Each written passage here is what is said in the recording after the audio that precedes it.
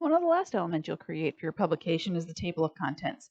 And I know it seems backwards, but you really have to know what your content is going to be before you can create that table of contents, especially because you need to make sure that those page numbers actually match the page numbers where you have decided to put those articles. So table of contents is really kind of a fun page because it really allows you to create the look and feel of your entire publication. It's one of the very first pages they're going to see beyond your covers and really helps you to tell those stories. So when we're looking at table of contents, what do we need? We need to have your logo incorporated somehow.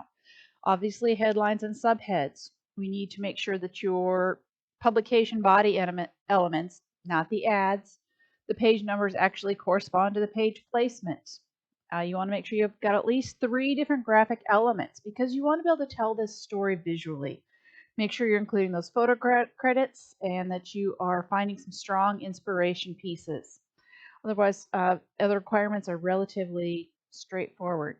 So when you're looking at your table of contents, you've got a lot of different ways to help tell that story.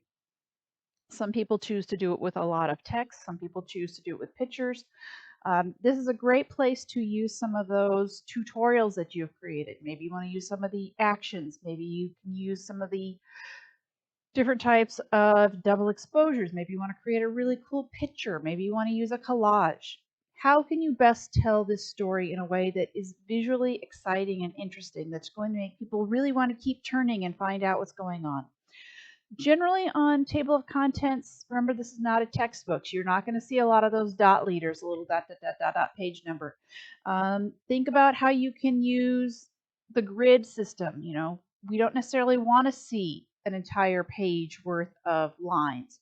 How can you use the page numbers as a graphic element? How can you draw their eye? How can you move them from one part to another to get them to read your entire publication? Because your job is to get them to open and to keep reading. So finding those table of contents samples is relatively easy, and I think you'll have some fun with this part of the project because you really get to do something a little bit different. I look forward to seeing what you come up with.